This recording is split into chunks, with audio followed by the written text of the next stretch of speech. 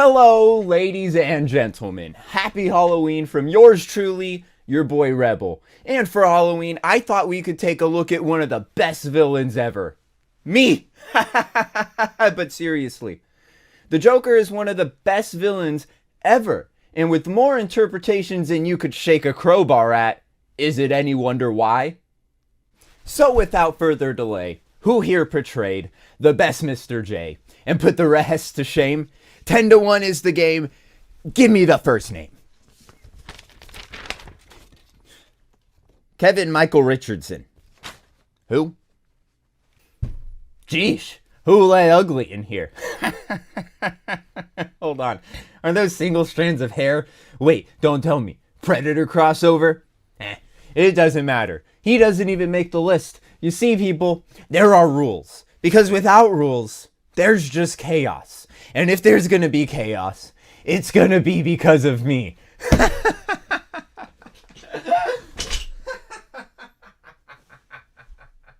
So only the most memorable to make it to the mantle, to commandeer the crown of the Clown Prince of Crime. But first, comment down below who your favorite is. I bet I can guess yours, but I bet you can't guess mine. Well, I'm waiting. Ugh, fine, be a stick in the mud and don't comment. See if I care. But I do know where all of you live, so... Yeah, number 10. Drum roll, please. Jared Leto.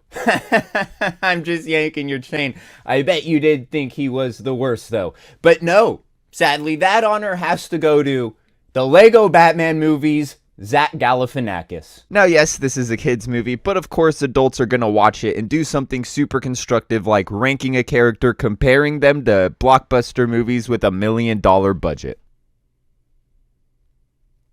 Wait, what? Yeah, this movie had a decent budget, yet the only convincing character was Will Arnett's Batman. Everyone else's performance was mediocre at best, and Zach Galifianakis's? Well, that was... It was terrible. Did he even attempt to change his voice? Besides the stock Joker Lego minifigure being used, the voice and the ambitions of this Joker literally made him no different than Megamind or literally any other DreamWorks villain. This Joker didn't try anything different. It used the most generic design and banked on kids not noticing it didn't even sound like the Joker. I've seen this film twice, and both times I closed my eyes, and when Galifianakis talked, I just didn't see the Joker. So if you ask me, putting him on this list was out of pure generosity. Plus, I was stuck at 9 Jokers forever. And coming in at number 9 is Jared Leto. Psych! Oh wait, it is. Now, of course, this Joker was going to be this low, and you may be surprised that he wasn't last. But compared to Galifianakis, at least Jared Leto tried something. Now, while they did fail, they did do enough to be one of the most unique Jokers. And while, yes, the bling and tattoos are... terrible. They do tend to fit the overall feel of the movie, and while yes, if they did remove the tattoos and explain the grill was because Batman knocked all his teeth out, the look wouldn't be as bad, minus the smile tattooed on his hands. And while the laugh, a crucial part of the Joker, was off, partly because of the smile tattooed on his hands, it wasn't a terrible take on the Clown Prince of Crime. Maybe with more development, he could have been better. Weird that one of the worst Jokers is accompanied by one of the best Harley Quinns. Hubba hubba. But this may be all we get, because he isn't going to be the Joker in Suicide Squad 2. And while I won't be missing him, part of me feels like Suicide Squad would have been a lot better if the Joker was the main antagonist of this film. But then again, every movie would be better with me as the main villain. And coming in at number 8. You know, one of the best character traits about a villain is just wanting to watch the world burn. So coming in at number 8, Joaquin Phoenix. I'm sorry. You can go ahead and leave now if you're too triggered to continue. Go ahead and comment that I didn't understand the movie, that the unreliable narrator was intentional. I've heard and read it all. And while Joaquin Phoenix is a great actor, his portrayal of the Joker felt more like a betrayal. But I'll be fair, the Joker isn't in this new movie until the third act. The only thing is, to me, every time the Joker acts like the Joker, it doesn't feel like it's on purpose. It feels more like a coincidence. Not to mention, his Joker laugh is kind of terrible. And I get it. He's trying to seem like he actually has uncontrollable fits of laughter, but that's not the Joker. The laugh is maniacal, purely hysterical, not a mix of 40% laughing, 40% holding it back, and 20% crying. The laugh should instill fear, not cause empathy because you think they suffered brain damage. Plus, Joker is a Batman villain, so I at least somewhat expect him to be able to go up with at least the lowest tier of Batman. You know, the only thing this Joker really had going for it was the makeup and the suit. But I mean, come on. Also, Joaquin said he had to lose 50 pounds for this role. So Joaquin Phoenix said he lost 50 pounds for this role, but I'm not too sure why, except to make this movie look more creepy. The Joker can be rather slim, but shoulder blades popping out of the back skinny, and the type of mentally dark and twisted that this Joker is just a little too far away from the pinnacle of Joker to rank much higher than 8th. And I know everyone loves him right now, and I respect that, but my opinion is my opinion, and that's okay. But I've seen Jokers that make me giddy with excitement, and this Joker just made me physically uncomfortable. And I know the Joker is supposed to be some sort of crazy, but he's always tethered to reality. Sure, he lacks empathy and remorse, but he knows damn well what he's doing. This Joker, I'm not so sure. So a great face and a great suit, but a weird laugh and just the wrong kind of crazy. Plus no chemical vat, and come on, that's always a hoot and a half. Number 7. Now this is a tough one. But for everyone out there who says they'd rank Heath Ledger just above Joaquin Phoenix, well, me too. God, I'm hilarious. But seriously, coming in at number 7 from Batman Under the Red Hood, John DiMaggio. The voice actor for Bender from Futurama and Jake from Adventure Time had a chance to take on the Ace of Knaves in a very dark Batman story. Now, the Joker isn't the main bad guy, as that's the Red Hood, but, spoiler alert, even though this happened in 1988, Red Hood is actually ex-Robin Jason Todd, who was basically beaten to a pulp with a crowbar, blown up, and resurrected via the Lazarus Pit. Well, the Joker was the one wielding that crowbar, and Jason Todd goes by Red Hood because Joker fell into the vat of chemicals as the Red Hood. So he's doing it to piss off Joker and Batman for letting him die. Long setup, I know, but this is one of my favorite Batman arcs. The creation of Jason Todd as Red Hood, the newfound darkness to the Joker, it was magnifique. And his laugh was right up there as well. But there is one reason why Johnny Boy's going in so low. The voice and his delivery. Now, there was absolutely nothing wrong with it. At all. But I'm familiar with John DiMaggio's work, and I know his range. And it kind of feels to me like he was playing it safe. His performance was great, but I think he could have done something all his own, and I think it would have been amazing. But whether it was his or Warner Brothers' decision, it makes this Joker not as good as he could be. But he did permanently put an end to Bird Brain Jason Todd, and he did it with a smile. So he's at number 7. And coming in at number 6, Mark Hamill. No, I'm serious. Arkham Asylum, Arkham City, and Arkham Knights, and screw it, Arkham Origins, Joker. Troy Baker's performance as Mark Hamill, performing the Joker, basically piggybacks him into whatever respected version of Hamill's Joker we're talking about. And in this case, it's the Arkham video game series Joker. And yes, I am ranking this Joker different than the Batman the Animated Series Joker because they are, quite frankly, different. Insanely different.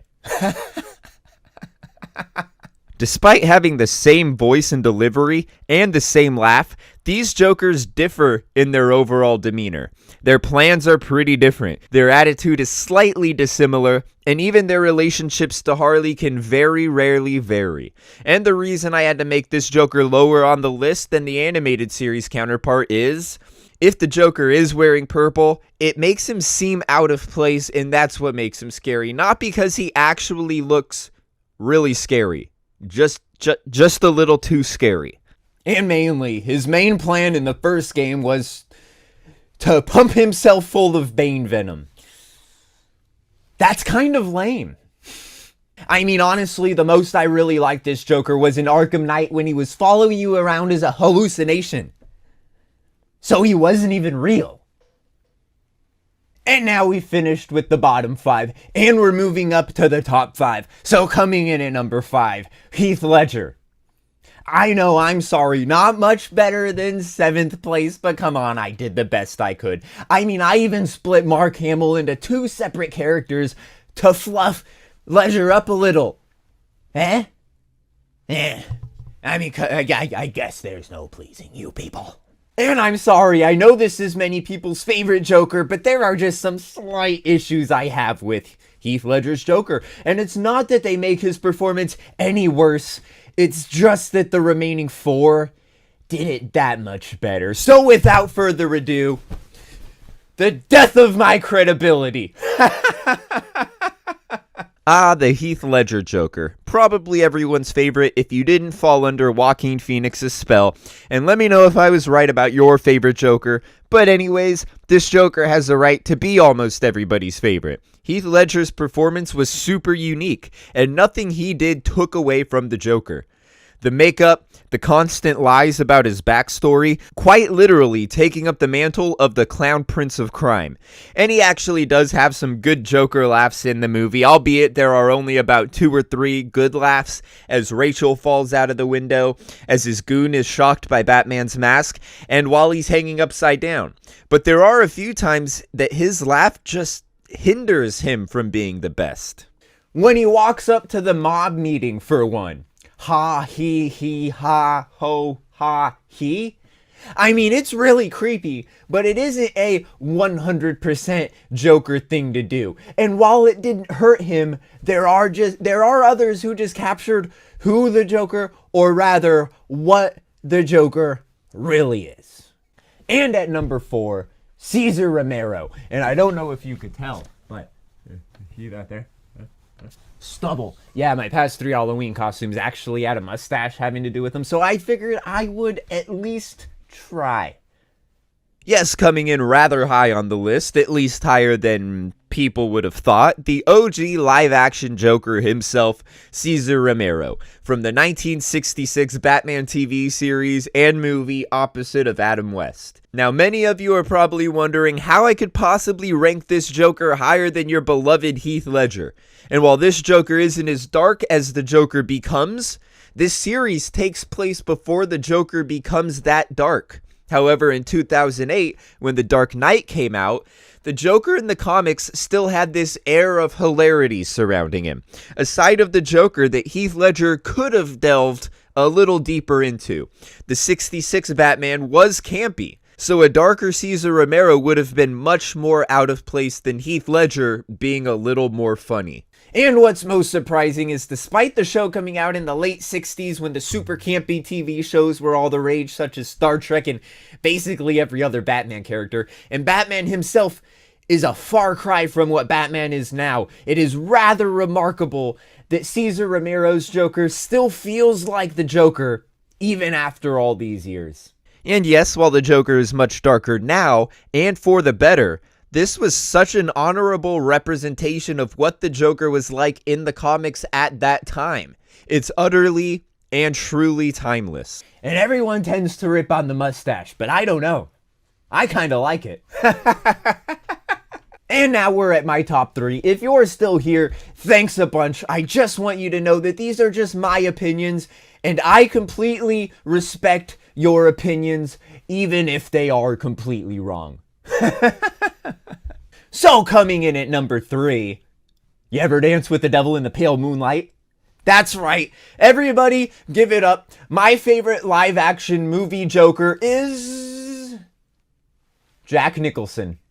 Now, this is a timeless Joker performance, and I did rewatch it right after seeing the Joker in theaters, and I gotta say, this Joker is actually a lot darker than I remember. And I think the reason why is that the main thing I remember from this movie was the museum scene where he's dancing to Prince. And everything about that scene is just too weird.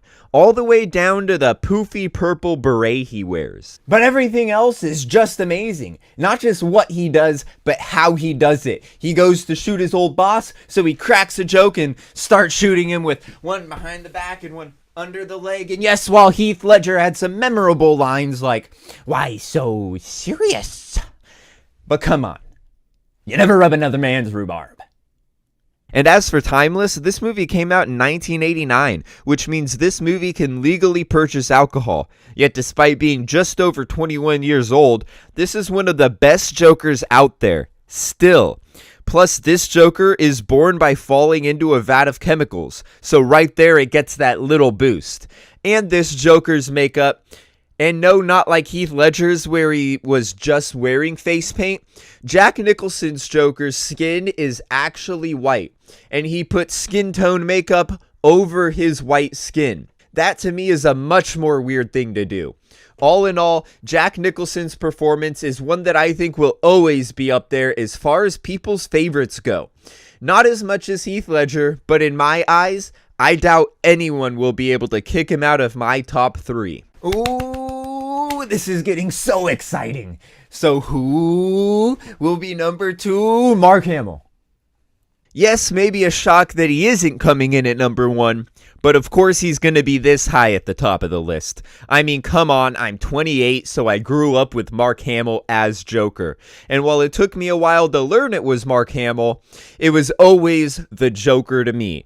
Everything about this Joker is just the pinnacle of Joker. And unlike his Arkham counterpart, this Joker has that blend of dark, but he also has that awesome blend of insane and hysterical.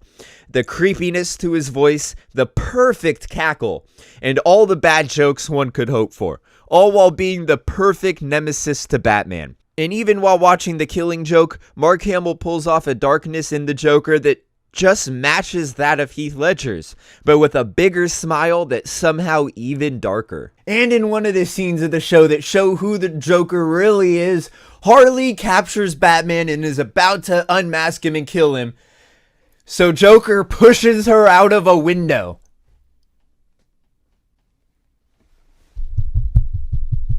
He pushes her out of a window. Come on, that's really funny. To me, Mark Hamill's Joker just does the best job of representing what the pinnacle of the Joker should be. And while the show was made for kids, so of course it toned down his darkness slightly, but you always knew the dark things that he did.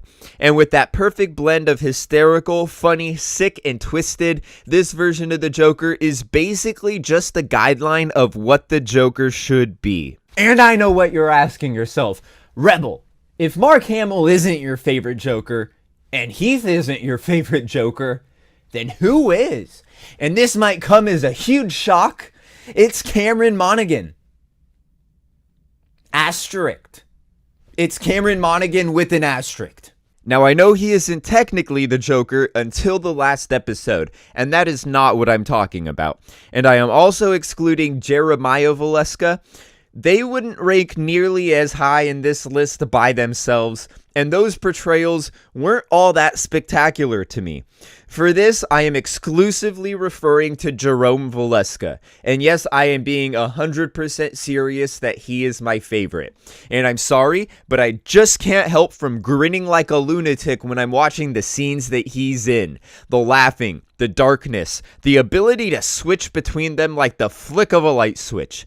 Just the way he delivers his lines is perfect. Not near perfect, not almost perfect. Cameron Monaghan is the perfect Joker. From his first main scene in the interrogation room, to his I'm the boss scene, to killing the commissioner. And I am a huge Joker nerd. And one of my most favorite recent arcs is Scott Snyder and Greg Capullo's The Death of the Family. So seeing one of Jerome's main arcs in Gotham revolving around his face being cut off, perfection. And yes, Jeremiah's Joker is just off, and the final form of the Joker is just off. But part of me just can't resist giving Cameron Monaghan's Jerome the top spot on this list. I honestly tried to find a reason not to, but at the end of the day, that's just the way that things are. Look, some people, like Mark Hamill, are pure perfection. And while once you have perfection, it sets an impossible standard, occasionally someone will rise up and do better than perfection. And that, to me, is Cameron Monaghan's Jerome Valeska. And that's my top 10 Jokers ranked. Did you guess mine? Did ya? Let me know down below. And no cheating, because I'll know. Well, this has been a riot, but why don't you let me know down below how you'd rank these Jokers? You can re-rank all of these. You could do a top 5, a top 3. You could just type Joaquin Phoenix or Heath Ledger like a brain-dead oaf. You could even say I'm your favorite if you really want to. But make sure you drop a like. Cause hey, we might have different favorite Jokers, but our favorites are still the Joker. And that's truly the most important thing. Because, well, I'm the best. Ladies and gentlemen, give it up for your boy Scummy Rebel.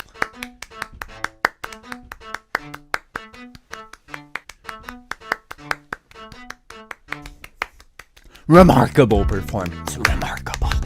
This actually took a lot of effort, so it would mean a lot to me if you just drop the like, drop a sub maybe. I don't know. I don't care. But I put some effort into this, and I just really hope that you enjoyed it. And until next time, peace.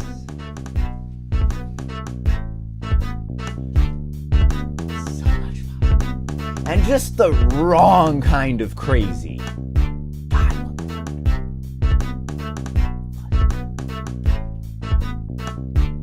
So a great face and a great suit.